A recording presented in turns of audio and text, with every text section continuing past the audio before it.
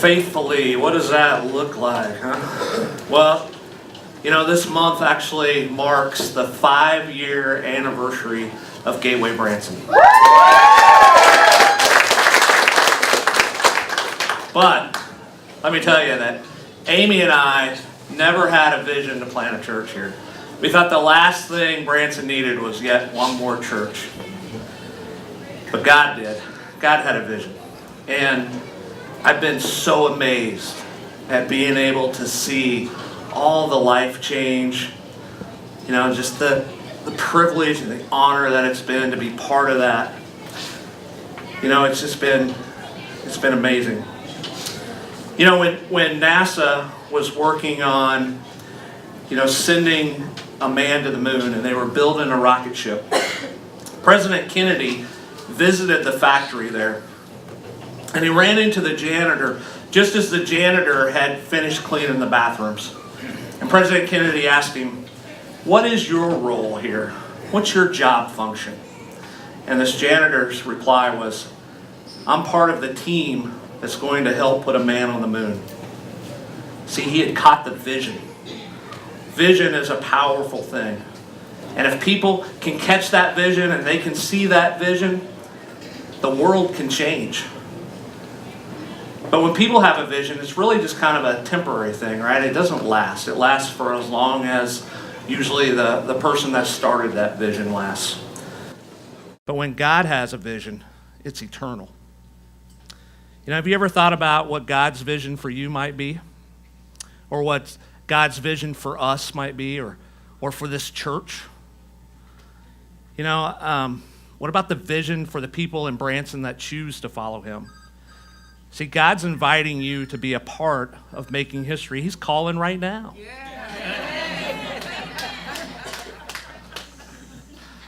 God's inviting you to be a part of making history as you get to participate in his vision. You see, God's vision is to bring life and freedom to every willing human being, not only in Branson, but all over the world. Life and freedom is something that everybody longs for. Jesus said in the book of John in the New Testament of the Bible, and if you're not familiar with the Bible, the Old Testament is really life before Jesus was here on earth, and the New Testament is life after Jesus was here on earth. So we're going to look in the New Testament in the book of John, chapter 10, verse 10. And if you were here last week, Rob said this same verse. Jesus says, "The thief only comes to steal, kill, and destroy. I have come that they may have life and have it to the full." There's lots of things out there that look like they promise life and fun and freedom, yet really they lead to slavery, like drugs and alcohol and addiction and anxiety and sex and hurt and pain. But Jesus came and died to lead us into a kind of freedom where you're free from the guilt and shame of your past life. You're free to be fully yourself, free from addictive, controlling, codependent, manipulative behaviors, free to love because you feel loved. That life and freedom is what every human being longs for. And God's big vision is to bring that life and freedom to you and through you to the people around you. You hear that and you think, that sounds a little overwhelming. Seems a little impossible. Even if I were to experience life and freedom, how could the people around me experience that? I get that. But remember, you're not alone. God will do this, and he will do it through you and through all of us working together as his church. A lot of churches say, "Come as you are," but we really mean it here. You can come in the middle of all your mess and all of your junk. You don't even have to dress up here. Our only requirement, though, is that you do wear clothes. But you can come if you're in the middle of a divorce or struggling with an addiction or just got out of jail. You won't be judged here. People won't whisper, "Oh, that guy, he's a mess." Now, we hope you'll feel loved. So why would we be different than any other church that says the same thing? Because we understand that that's the very reason Jesus came. He came for broken, hurting, messy people like me and you. Look what it says in the book of Mark, chapter 2, verse 16. But when the teachers of religious law, who were Pharisees, saw him eating with tax collectors and other sinners, they asked his disciples, "Why does he eat with such scum?" When Jesus heard this, he told them, "Healthy people don't need a doctor, sick people do. I have come to call not those who think they are righteous, but those who know they are sinners." You know, our Sunday Inspire service is patterned after what Jesus did. See, Jesus knew that the tax collectors and the prostitutes and the sinners of his day, they felt condemned by the Jewish Pharisees, the religious people, the church people. So they weren't about to go to a church to learn anything because they knew they'd feel judged. So Jesus set up these open air, really come as you are venues to teach people. Look what it says in Matthew. Now when Jesus saw the crowds, he went up on a mountainside and sat down. His disciples came to him and he began to teach them. Tax collectors and other notorious sinners often came to listen to Jesus teach. This made the Pharisees and the teachers of religious law complain that he was associating with such sinful people, even eating with them. See that? Jesus teaches everyone together. You had the tax collectors and the sinners over here, or the tax collectors and the prostitutes, and over here where I sit, you had the Pharisees. You guys are all sinners and Pharisees over here. And in the middle, you had the ordinary fishermen just smelling like fish. How could he teach people across such a diverse spiritual spectrum? Because we all have one thing in common. We don't trust God. We don't fully trust God. So Jesus taught people about the heart and the character of a Father who loves us. He taught about God's wills and ways, and he challenged people to trust God, to take a first step, and then to take a next step. And that's what we're doing here at Gateway. We teach the Bible. These are not my brilliant ideas we're teaching you. It's what the scriptures say. So no matter where you are in your spiritual journey, you can actually learn and be inspired to trust God more and more. And we're trying to help us all to know God and his will, to turn away from our old life and trust him with a new life more and more. You know, we want to be inspired to take those next steps, to go deeper in life change and growth, and impact will happen. But we're also trying to teach in a way that your neighbor, your coworker, your friends, if they're first exploring faith, can have a safe place that they can relate to. See, Jesus taught in parables and stories. He never really taught verse by verse through the Bible, what they call expository teaching. He did that in life groups. He taught in cultural forms of his day. Later on, after Jesus, there was this guy by the name of Peter, and he did this, or Paul, he did the same thing. He went to Athens, and he saw these idols in their culture. And so he built a bridge using those idols to preach the gospel. He even quoted their own poets and prophets. And so a lot of times that's what you'll see that we're doing here when you hear songs maybe on the radio, or you see movie clips or art or from culture. We're starting with places where people live and the longings and the struggles to build that bridge so that they can see that a life with Jesus connects to real life. You know, Gateway's not just for those exploring faith, though. We're going deeper than most churches ever go. And that starts with Sunday, but it doesn't stop here. We have life groups on Sunday night. We have Restore, so that if you're struggling with maybe a hurt or hang up or an addiction, you can get together with a community of other people. We have Gateway High and Gateway U so that you can dive deeper into the Bible. But to live in God's life and freedom, you have to attend regularly. And every Christmas and Easter is not attending regularly. Sorry. So, we get bombarded by advertising and media urging us to follow the path of lust and envy and drunkenness and sexual promiscuity and ethical fudging and anger and violence and anxiety and worry. Did you know that if you came every Sunday for a year, you would get 30 minutes of teaching? You would get 26 hours of teaching if you heard a 30-minute message. But the average American watches 1,500 hours of TV. So what do you think is going to influence us more? TV or church? So attending is just a minimum. It's just a way to get started, to get some spiritual input. It's just not enough. And so that's why we say, come as you are, but don't stay that way. I remember when Amy and I, we had issues in our marriage. And so we visited a marriage counselor. We listened to what she had to say day after day. We got really good at being able to memorize her advice. She had some great wisdom for us. We could even recite back what she was telling us to do. After we kept going and going, we knew that what she was telling us was good stuff. And so when we get home from there, we were so much smarter from listening to this marriage counselor.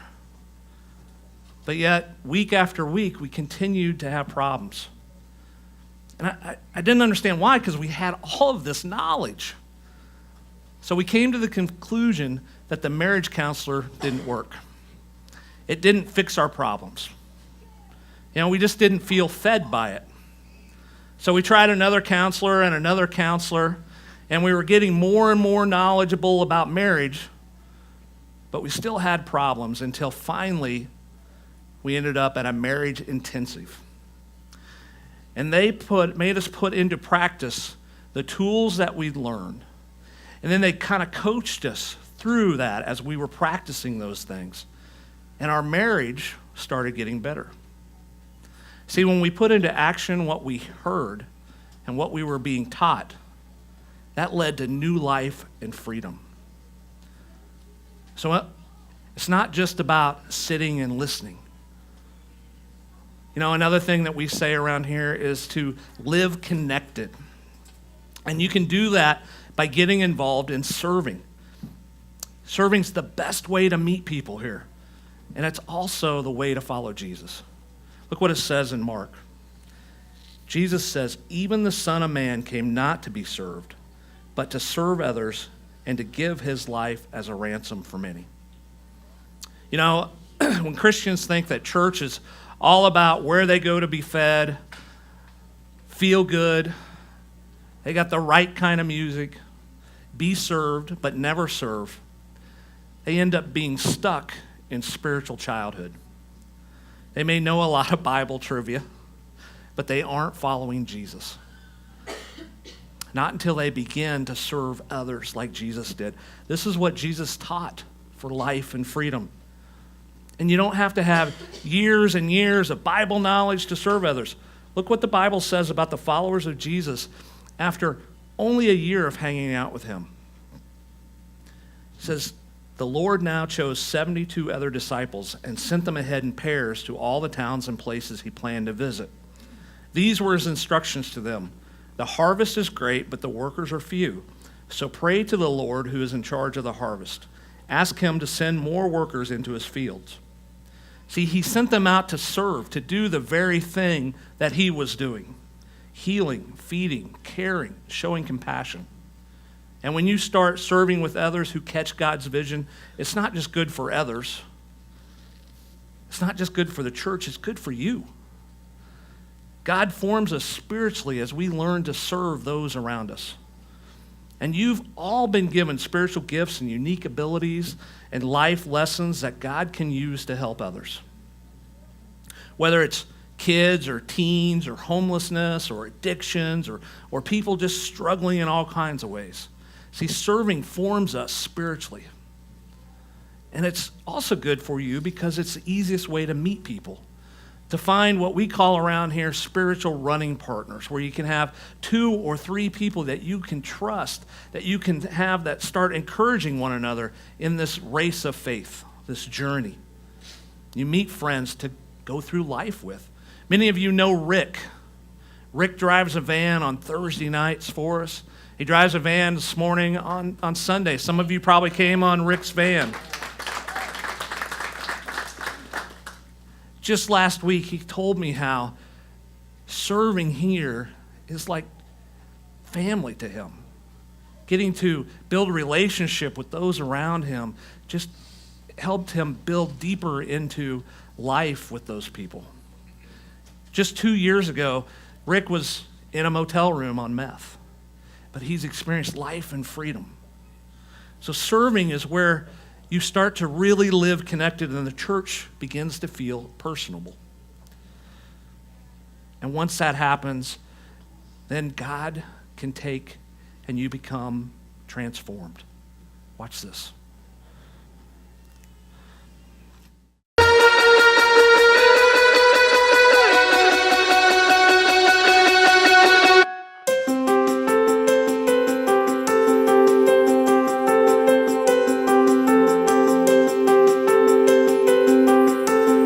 So I'm currently standing in our brand new thrift store, and right behind me is our laundromat. Our volunteers are going to have so many new opportunities to serve here at our Jesus Was Homeless campus.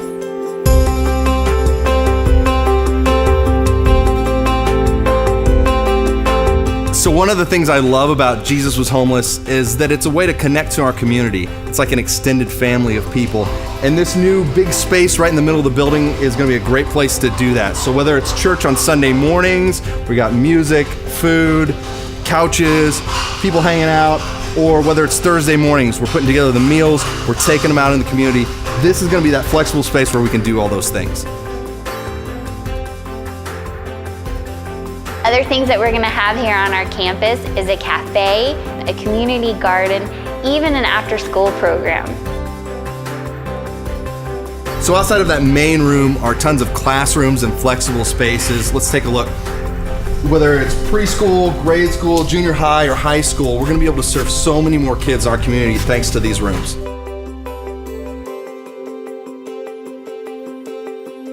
Jobs for Life is currently connecting many people to work and has tremendous success. The only thing is we're limited to our space. Here in our new facility, we'll actually be able to run multiple classes at once and expand the amount of people that we touch, therefore getting more people connected to employment. We're going to have so much more room in this new facility. Down this hall, we're going to have a Jobs for Life classroom, computer lab, and even a telemedicine room where people can connect to a doctor or a dentist.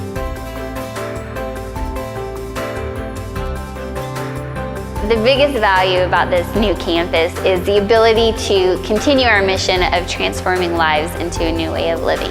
Where we currently could be limited and are limited, we won't be limited anymore.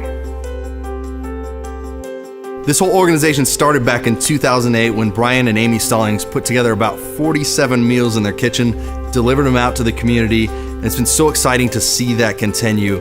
And we're going to have a kitchen, storage behind us, so it's going to allow us to serve breakfast on Sunday mornings, go out and serve more meals to the community. You know, it's going to be so great to see this building open up, and we're very excited for you to see it.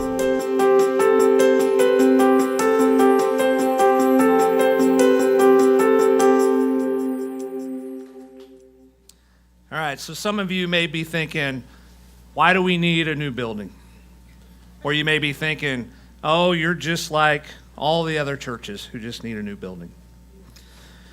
Well, a couple of weeks ago, Amy and I had the privilege and honor of traveling to Israel. And just outside of Jerusalem, we visited a Jewish cemetery. The most decorated grave in the cemetery was not of a Jewish person. It was actually of a German person a member of the Nazi Party. A guy by the name of Oskar Schindler. He was a scoundrel, or what most church people would refer to as a heathen. He was an adulterer, a liar, greed-driven, an alcoholic, and far from God. Many of you may have seen the movie a few years back, Schindler's List. What the movie misses, though, about Oskar Schindler is that he has an encounter with God that totally transforms his life.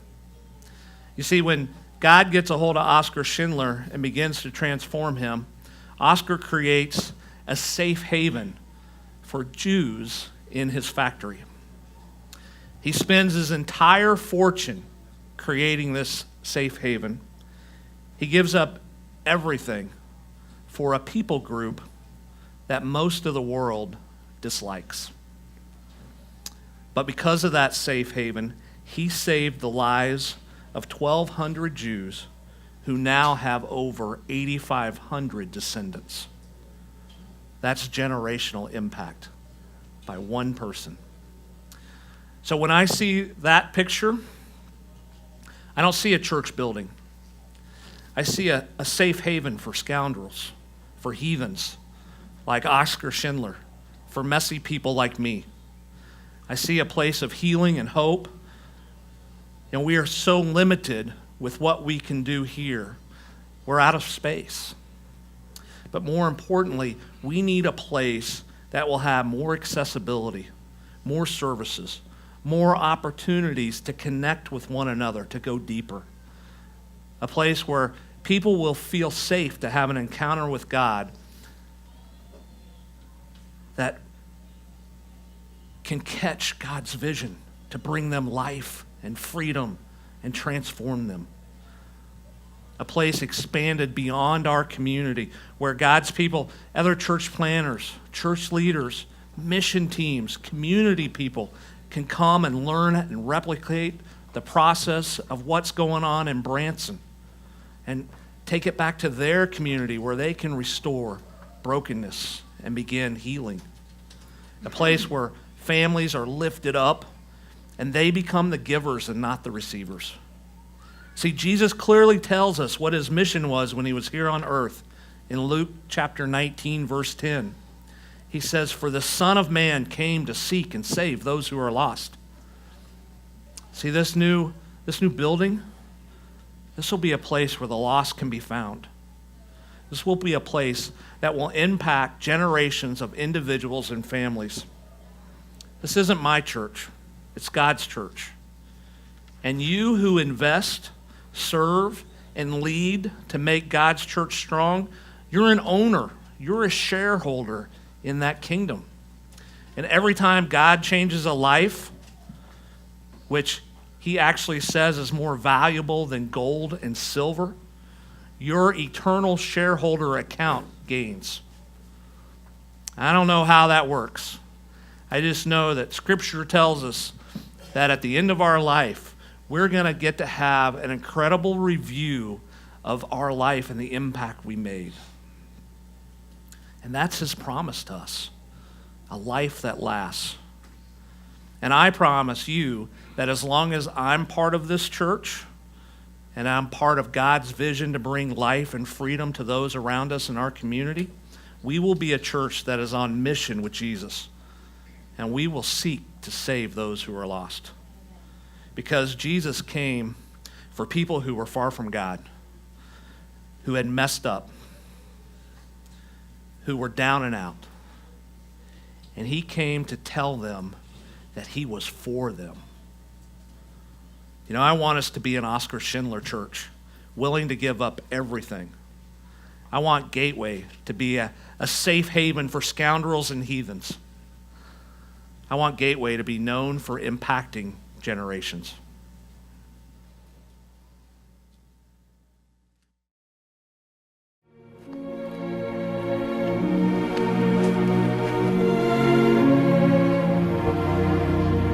I could have got more out. I could have got more. I don't know if I just... I could have got more. Oscar, there are 1,100 people who are alive because of you. Look at them. If I'd made more money,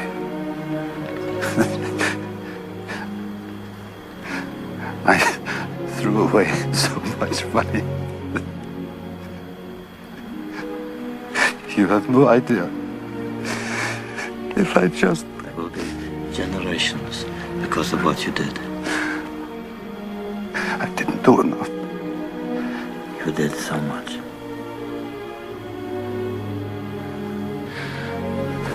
This car. God would have bought this car. Why did I keep the car? 10 people right there. 10 people. 10 more people. This pin. 2 people. This is gold. 2 more people. You would have given me 2 for it. At least 1. You would have given me 1. 1 more. 1 more person. Person stand for this. I could have got 1 more person. And I didn't. I didn't.